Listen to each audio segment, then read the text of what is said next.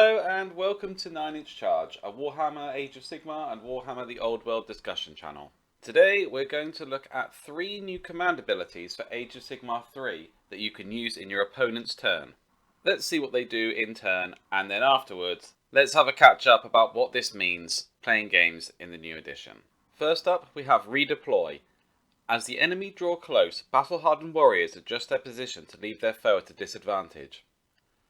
You can use this command ability in the enemy movement phase after an enemy unit finishes a normal move, run or retreat.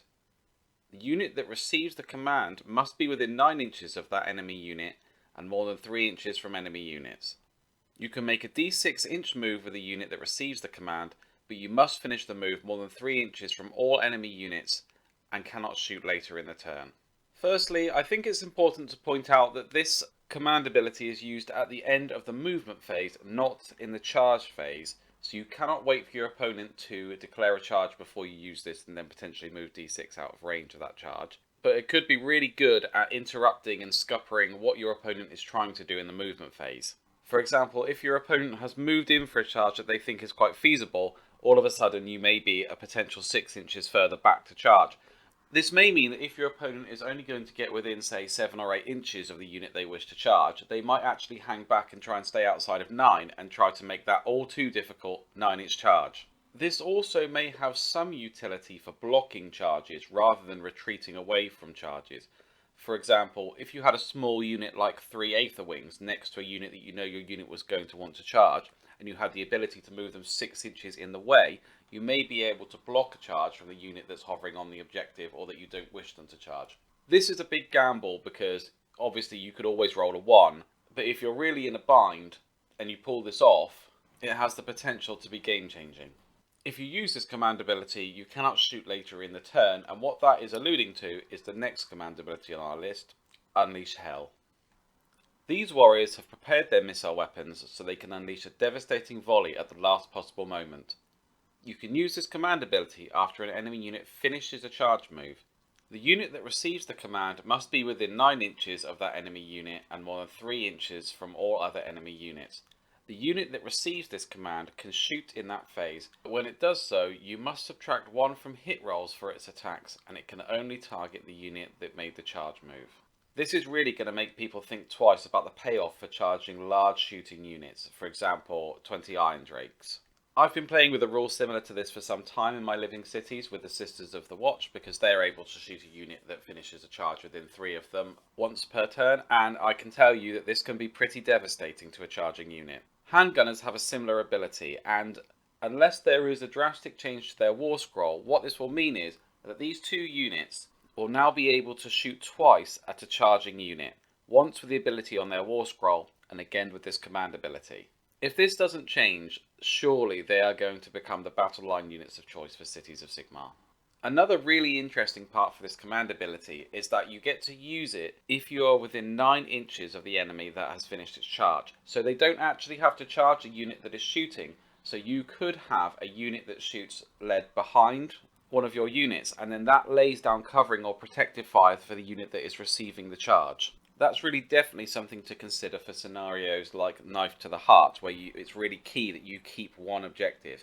You know, anybody that's going to be charging in against you, they're going to receive that and have to then face a combat unit. So again, lots of fun can be had with this one, and the last command ability that we're going to look at today is All Out Defense. With consummate skill, these cunning warriors protect themselves from attack. You can use this command ability when a friendly unit is picked as the target for an attack in the shooting or combat phase. That unit must receive the command, add 1 to save rolls for attacks that target the unit until the end of that phase. This, again, is really significant because it's in the moment, so you don't have to think ahead and plan where you're going to increase your saves, for example, with Mystic Shield or with other hero abilities. You can just wait until the unit is picked, spend that command point, and then straight away you've got the save where you want it. You know, potentially you could be casting Mystic Shield on a unit and then it doesn't receive a charge. It's cool that you can use it in the shooting phase as well. It kind of reminds me of that scene in the 300 where the Spartans fight in the shade and they all raise their shields up to block the incoming arrows. Well, I must say I'm really looking forward to using these in my upcoming games in the new edition. I always say I'm not against the double turn, but I do think that there are some flaws to it in terms of player interaction. Um, for example, in the current edition of Age of Sigmar, I really like the you go, I go system in combat. But I think that it can be boring if you get double turned and your opponent moves twice and shoots twice and does magic twice. And I think that the rules writers have kind of accentuated and made magic and shooting a little bit too much for this kind of system. But now that you're able to interrupt that and actually do something in these phases, for example, move one of your units in the movement phase, or shoot at a unit in the charge phase, or increase your save in the shooting phase, it will make the game more interactive and more reactive, and will make every phase more fun and more tense and increase the decision making you have to do. And I don't think that it will make the games last too long having these extra little abilities in there. I think, once we get rid of all the rerolls to hit that are still lingering around and things like that, and just add +1 to hit and things like that, I think it will all iron out and the game will be really slick. It will be much more improved and it'll be much more interactive. So, cannot wait for these. Please let me know what you think of them in the comments. I'd love to hear what you've got to say about them. And please drop this video a like and consider subscribing to the channel if you'd like to see more like this. Thank you very much. This has been 9 Inch Charge, and I will catch you next time.